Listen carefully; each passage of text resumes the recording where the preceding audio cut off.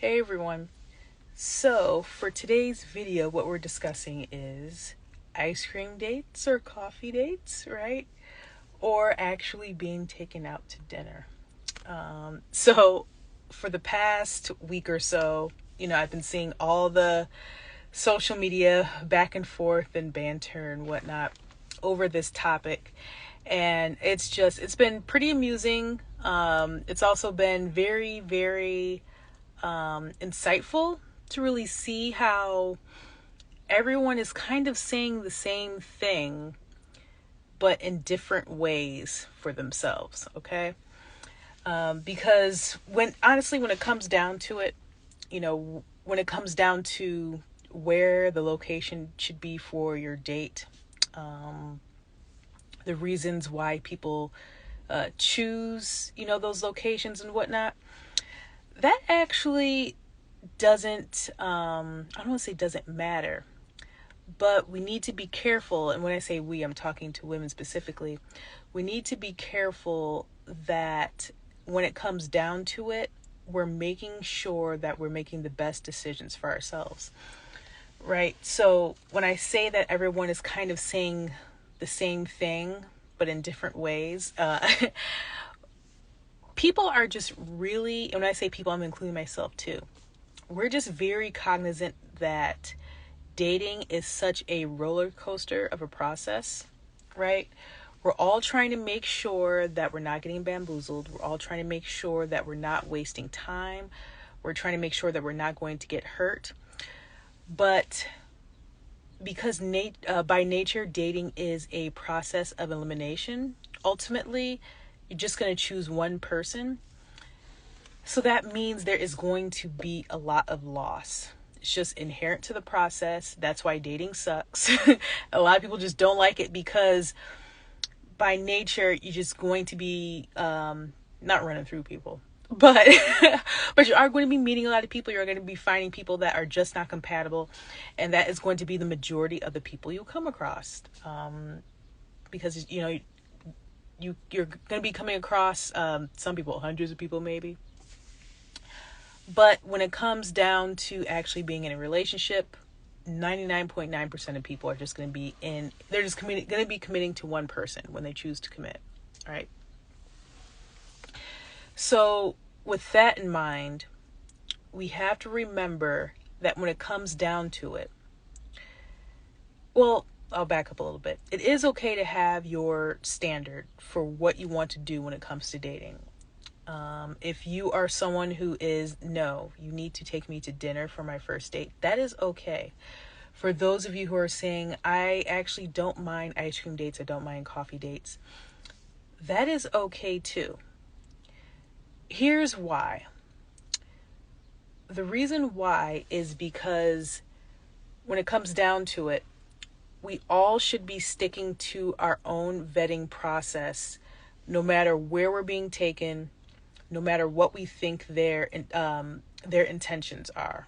Okay. Now, when it comes to just being like, if this was like everything in a vacuum, all variables the same, then yes, it would be logical to say, if someone wants to take me on an ice cream date or a coffee date, that means that they're not as invested. For many people, that is true. Okay. I'm not going to lie and say that there aren't guys out here who are doing the bare minimum to get the most bang for their buck. There are guys out here doing that. They're absolutely taking you on coffee dates and ice cream dates because they are just trying to get in your pants, and that is it. They're just going to leave and, hit it and quit it. But when it comes to dinner dates as well, that's why the idea of love bombing even exists. Because there are people on the opposite side of the spectrum. They are laying it on thick because they are only out here for certain things, okay? We have to keep that in mind as well. So it's like, well, dang, then how do I get around all these people that may have bad intentions? That's where it comes down to you. And I always say too, I hate putting the onus on, women to figure things out for ourselves. And that's not what I'm trying to do. But what I am trying to do is, as I've said in previous videos, is that we have to gatekeep ourselves. All right. We are our own first line of defense. And that is even if you have a really good support system, a lot of people in your corner, because ultimately it's you who's going to be doing the choosing. This isn't a century ago when, families were much more involved. I mean, you may have a family that has, a lot of input, whatnot, but ultimately it is down to you who's doing the choosing. And we need to make sure whether it's, a date that's a stroll in the park with ice cream or a Michelin rated restaurant, that no matter what type of date it is, we have a concrete sense of what our standards are and a concrete sense of what our needs are. Okay?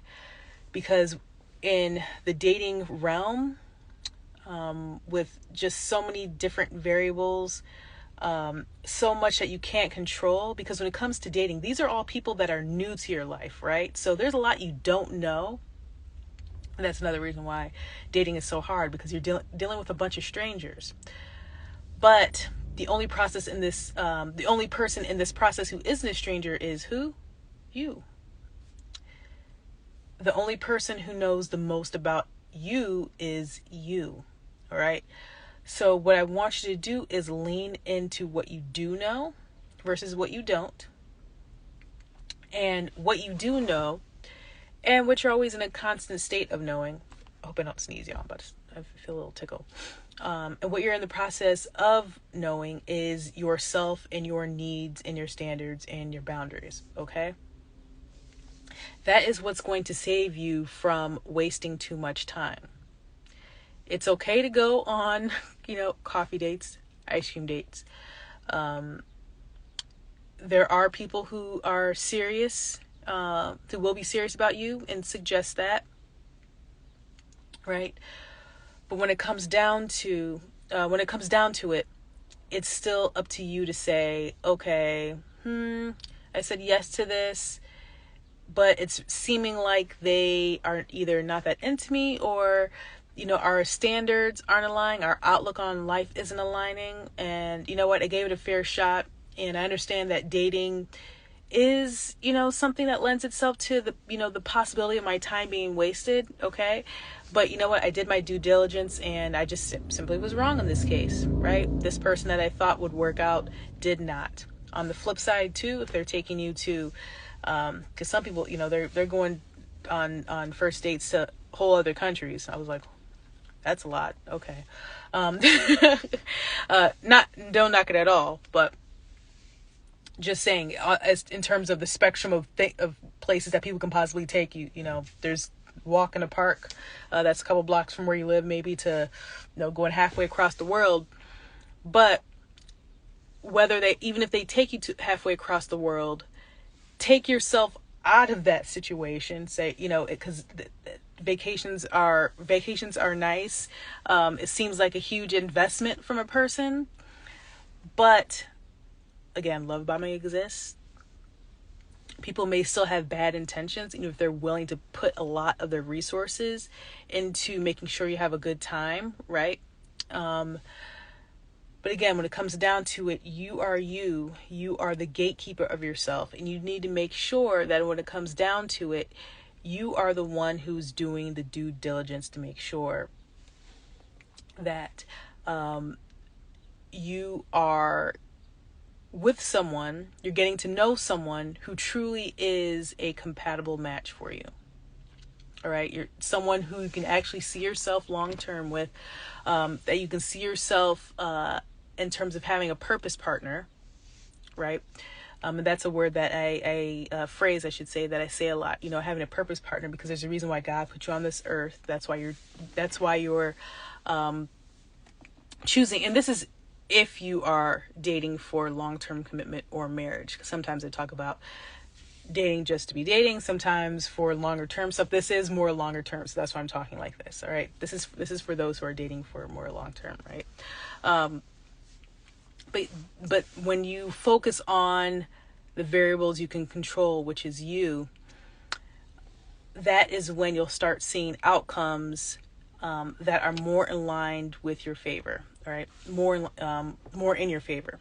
because I do want to stress as well that if you find yourself just determining that people aren't quite the right fit for you, and you're like, oh man, again, this person too isn't right for me, like what's going on? That means that your vetting process is working. Light bulb. All right. Being alone doesn't necessarily mean a bad thing. Now, I do want you to investigate, your state of being, your self-awareness, continuously. All right. Go to therapy, sit down with yourself and actually journal and everything. Just say like, okay, why am I alone? Why is this happening? But I do want to also stress too that when you start really getting good at the vetting process, you'll find a lot less people playing in your face. You'll feel a lot more peaceful about your decisions, okay? That is not a bad thing. Like I said, dating is a process of elimination, and you just end up with one person. So just statistically, if you just take a big math, turn it into a big math problem, then yes, it will make sense that you'll like, oh, okay, so I'm actually by myself because I'm doing good when it comes to vetting. And many of you will find that to be the case, all right? So, in conclusion, I don't want to drag this out for y'all. I just think it's a very, but you know what? It's a really great topic, because I feel like, especially now with, so many messages out there about what's the right thing to do, what's the wrong thing to do, how should I go about dating this way or that way and whatnot. People are just really turned around. And I honestly believe that our best bet is really just making sure that we know ourselves well, that we know how to vet well, that we just understand our own needs well, in order to do the choosing for us. Don't focus so much on, location for a date, or trying to look for signs that their intentions aren't where they are, right? Like, oh, this sign means this and that sign means that. There is a place for that, right? There are signs that someone is not as invested. If someone is just really nonchalant about the process, if they're just, if they can go a really long time without talking to you, things like that, yeah, that means that they're not as invested, in you, and you should probably, cut your losses and go. But when it comes to the, hierarchy of priorities, knowing yourself and learning yourself and really getting comfortable with your vetting process is the foundation of this whole process for you. Okay.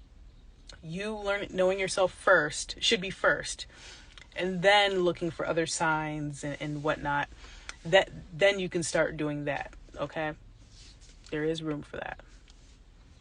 So yeah, if you were looking for a defined, clear answer on whether you should be taking coffee dates or versus dinner dates, sorry, I don't have a defined answer. But again, like I said, if you have a particular standard for yourself, and that is, I only want to take dinner dates, please stick to it. I'm not saying don't. And if you're on the other side, you're like, well, you know what? Those are okay. Then okay, that's fine. But when it comes down to it, make sure that you are really clear with yourself about what you want. All right? And who's best for your life, and knowing your needs and all that, like I was saying. Okay. And I've had people ask me too, like, well, what do you, I'm not giving you my blueprint. I'm not giving you the blueprint. Sorry. You're not going to know. You're not going to know what I prefer, what my standard is. All right. Just saying. But I will say that, yes, I do vet according to how well I know myself and my needs and all that. All right. So until next time, y'all, make sure you subscribe. Please subscribe. Subscribe. Do that. Also, check out all of my links and all the things below. I did a dating course with Rebecca Lynn Pope, and the link will be reactivated soon. We actually just wrapped up the course not too long ago, and so it will come back soon. But there is so much that goes into the vetting process and how I actually go about doing it.